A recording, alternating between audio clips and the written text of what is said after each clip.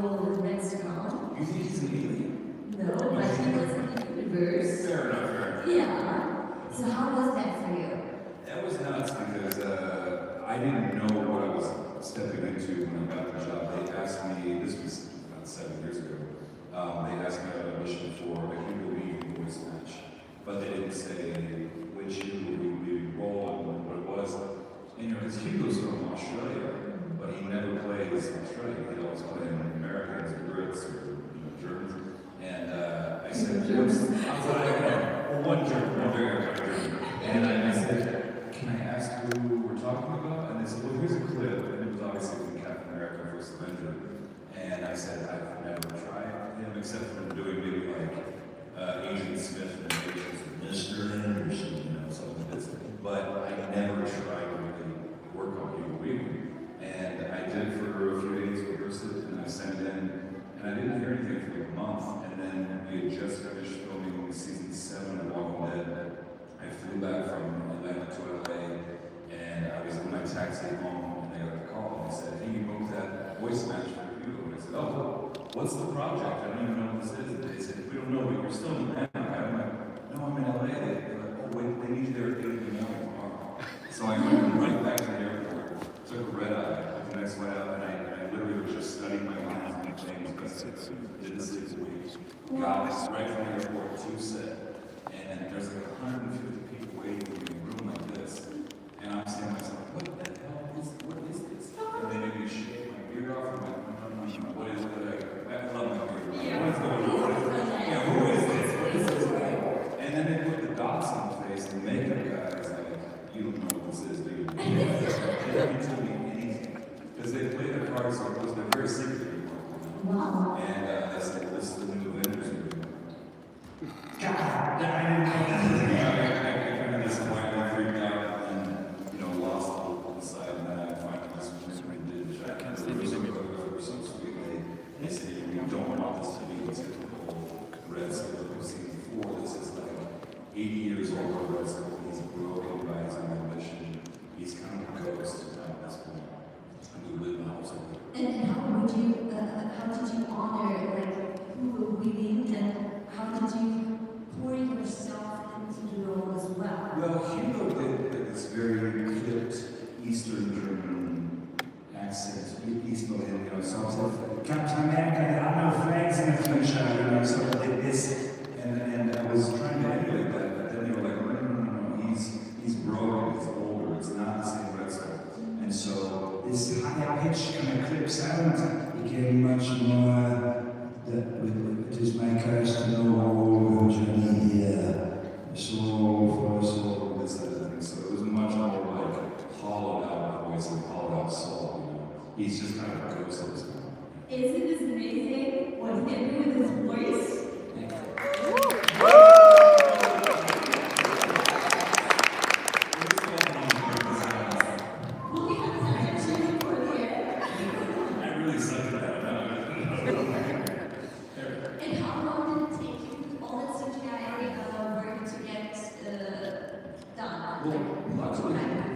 Luckily, me, Thanos, Hulk, and all of Thanos' henchmen, we all have the same ribs. They shape, if you have a beard, they shape it really close to baby skin. And then they strap a head camera to you around your head that assists with you like this, so it goes really, really well. And you can't shake it, it's going to be on your head all the time. And we can map out your face in special quadrants because of the dots. And then they can make a great record. And how long did it take you mentally to switch to that? I didn't have much time once I figured out what the thing was. I was like, I guess I'm playing Red Skull now. That's awesome. And I got very excited. He's one of the oldest supervillains in comic book history. So Lex Luthor is probably the first supervillain in comic book history in 1938. In 1939, 1940 is when Red Skull came out. So he's iconic. I mean, he's been around for ages. So the pressure to do that justice is really weighing on me a great deal. Yeah. And you do a huge amount of voice acting as well. What is so rewarding to you in that genre? I liked it. With on-camera acting, when you walk into a room, they're going to say,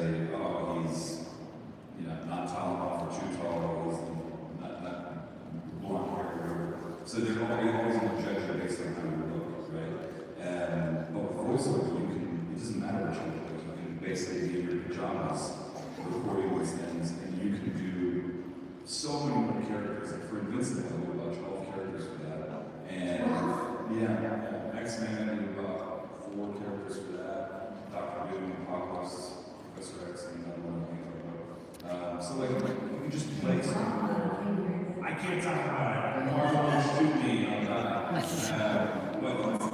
Hey, what? You will tell. We're recording right now. But it's cool. It's just funny. You just need to play so many more characters. Did you maybe get into one of these like characters that you created by accident, like just by playing around?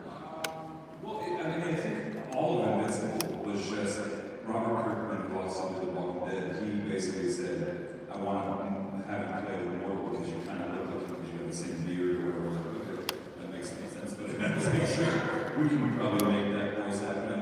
And it just kind of, we're just messing around in the booth, and we kind of having a joke. I was like, "Are you working on any new impression?" And I said, "Well, I got Jeff Bridges, Big Lebowski." And back my head on, he's like, "Oh, that's good." And then that became the voice of Aquarius. They just said they put Jeff Bridges under the water. And I was like, "Yeah, man, you're in the water, man. You put him under the water." That's just good. So somebody just messing around in the booth, and that becomes the voice. And do you maybe have one voice that is not asked for too much, but really love too? I love it with Michael Caine, and I love it with Ewan McGregor because we did Michael Caine. You have to realise that he loves to talk very, very slowly indeed. And I love the way he makes everything sound so much more innocent than it really is. I love it.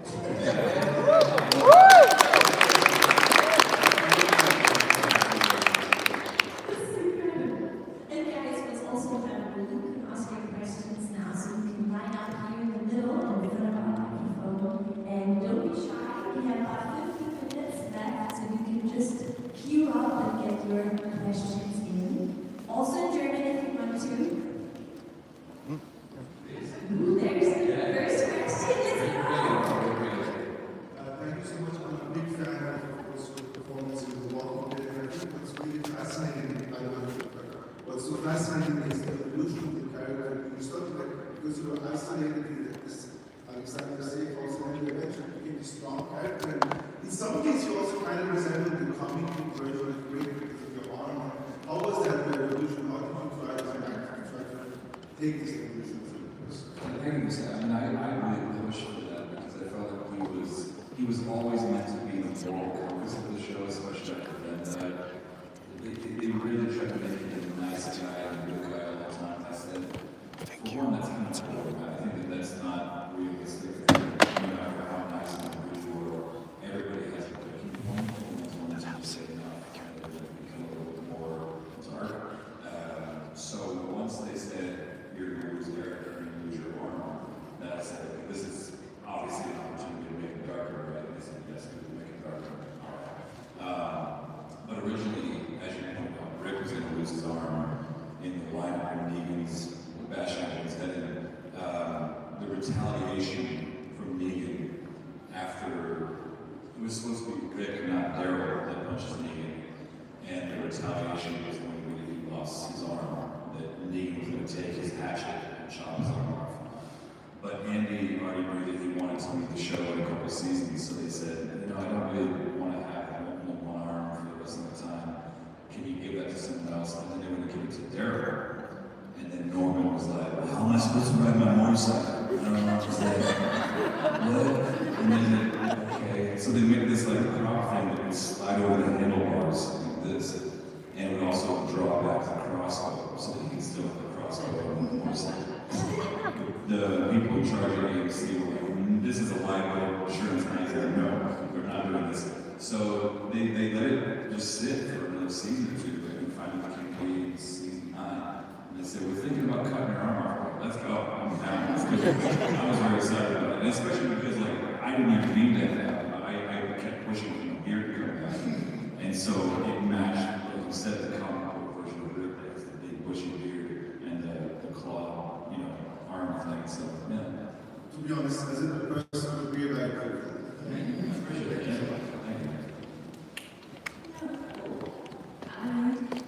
First of all, I want to say about the Bulgaria. And also, I'm from Bulgaria. Yeah. Yes, of course.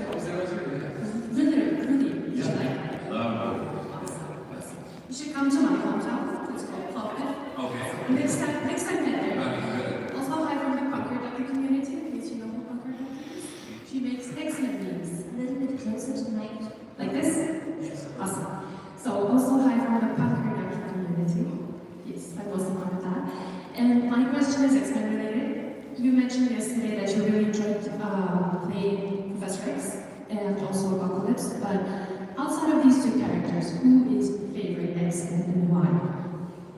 Dead or alive? So, well, I mean, Wolverine's always been my favorite. As a kid, watching, when I was about your age, the first version, 30 years ago. Yeah, maybe you know who I see. When I was about your age, the first one came out, and I was so connected to Wolverine. Cal Dodd's performance was just iconic, and actually Hugh Jackman based a lot of his performance on Cal's performance, right? And as a kid, I bullied a lot, I had terrible acne, braces, and glasses, and I picked on all the time. It was very cool to see a character that was kind of like, leave me alone, it was kind of off doing his own thing, and I felt this very strong kinship with the character, so Wolverine's always been my guy. But Moon Knight is also there. I love Moon Knight very much, and I would love to see him in the Marvel Universe or more, just outside of the TV show. I want to see a movie with Moon Knight, because I think Oscar Isaac's doing an amazing job, so. Red Lily, that he's not actually going to come back for Moon Knight, but I hope he does, because I really like his work. Can I ask one more question? That's all right, great. Can you, if you can, of course, share a funny story with some of the other people who are hosting X-Men 97? A funny story from the X-Men 97 cast? Well, unfortunately, none of us record together.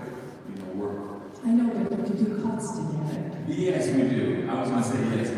We don't ever work together, but we do a lot of comments together.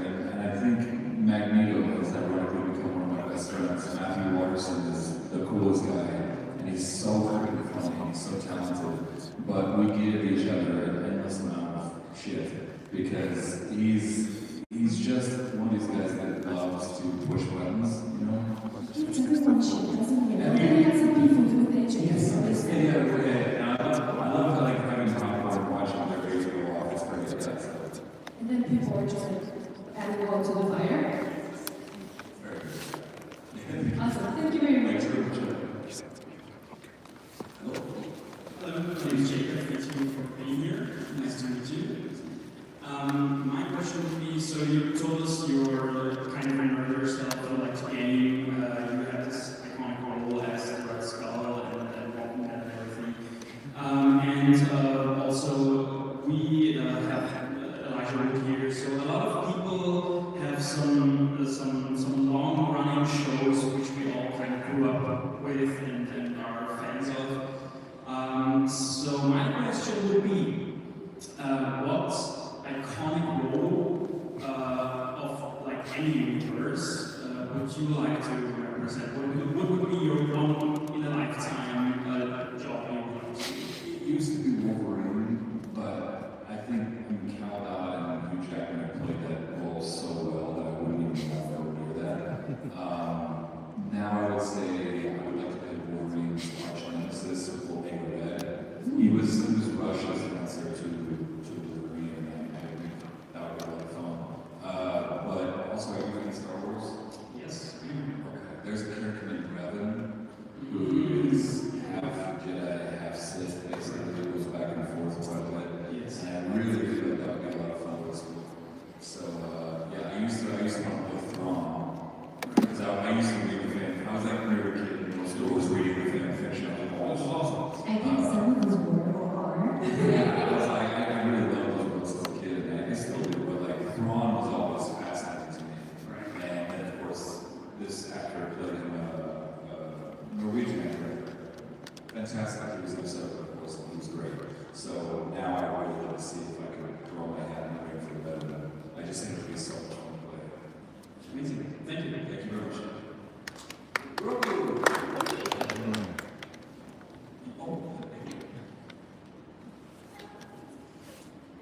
Yeah, directly in the mic. A little closer.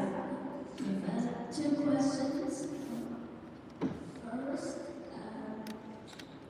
could you be really fun if you could Amazing horse, hello there. Yes, you're fantastic, brother, aren't you? Yes, it's fantastic. You like it so much. You've got big floppy ears, haven't you? Yes, you do. That's lovely.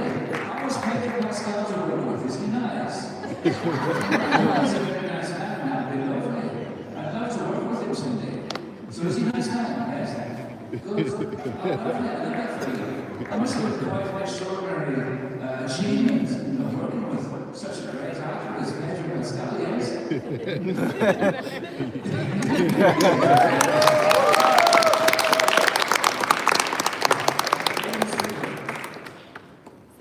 the second question, Just take those two questions. would it be easy in German?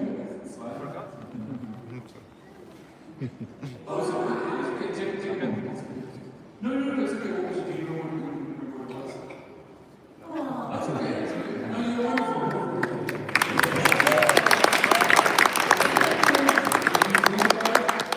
If you think about what it is, and you remember the question, come back up. We have some more minutes, no worries. Okay. Hi, I'm Peter from Vienna. Very big Walking Dead fan.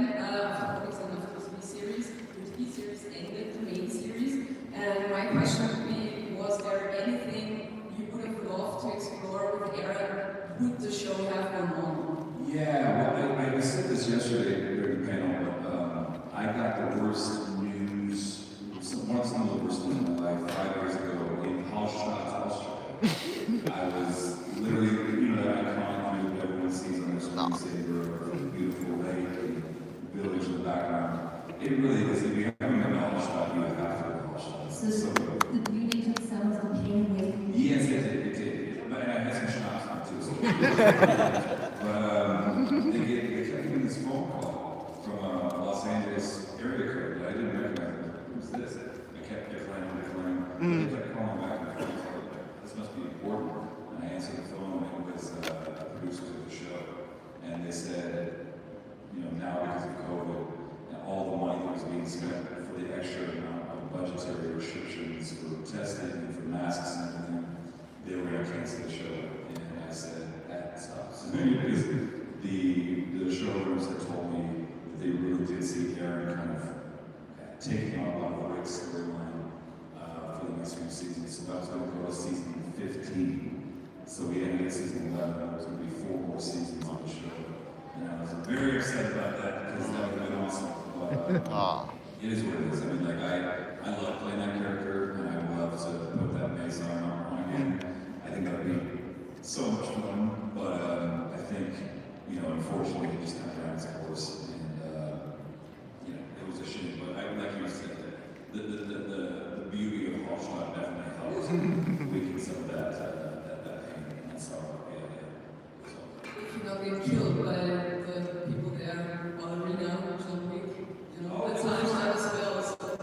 They filmed that there? Yeah. In Hallstatt? The exteriors, yeah. I haven't seen it yet. No spoilers for ballerina, but. Oh, the whole movie's in Hallstatt? No, but a very significant part of it. And you always notice someone from Austria in the audience because they start laughing very much. It's very fun. Why did they laugh? I can't spoil it. You need to see for yourself if you haven't seen it yet, and you guys as well. But Hallstatt plays a very big role in ballerina, so yeah. You have time for one more question. Hi, Roman from Vienna. It's amazing what you do with the voice. I'm wondering if there is any other method, like if you haven't you acted to copy, how do you approach it? How do you do it? I mostly look at how they hold their body. Sometimes it just kind of happens subconsciously. Like I was watching the news about during the pandemic because I think we were all collectively looking for answers and trying to figure out how we're going to get past this and what's the answer, where did this virus come from, all this. And I was watching Donald Trump, obviously, because he was on the news all the time. And I noticed that he kept moving his hands a lot like this. He reaches up his face just like this in very small squeeze. He can't help but talk like this. He said, it's all fake news. It's totally fine. You're really good. trust me. Oh my It's just like, I didn't mean to do it, but I was on my couch up there. It just kind of happened subconsciously. Sometimes you really have to work it. Like, there are places that took me a long time to really slip into. Other ones just come to me right away. Like Wreck-It Ralph, John C. Reilly, I had never done his voice match for a video game for a lot of other things. And they asked me to do it. It was like the last night audition that I had to go to, like, literally right away. And I was in the car and I was just replaying like moments with my stepbrothers and the movies and then I was like, oh, I'm gonna miss this. Oh, geez, yeah, there it is. You know, it just kind of slipped in like, nice. But it doesn't always happen that way. Sometimes you really have to study exactly how someone holds their throat, how they hold their body, if they sit forward too much, if they sit upwards. Like Michael Caine always has a very refined voice because he's very strict and rigid indeed, as you know. But if we go forward like this, he's going to try to give you a beat. Hey, what are you doing? Like, it's always how the body is held. It affects the sound that comes out. It's like we're all giant wind instruments. Like this thing. It just depends on how you constrict your body and it produces a different sound. Maybe one last question. Could you say something as Professor X? Okay, sure. Was previously on X-Men. You must all tap into your mutant powers. You mustn't succumb to this I don't know what to say. To me, my X-Men.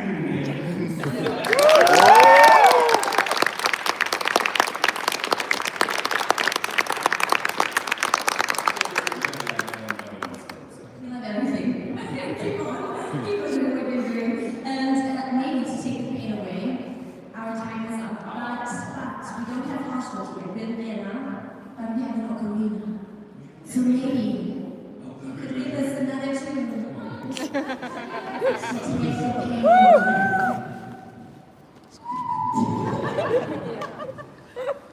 Whoa, it's something No, I'm sorry, that was a tune.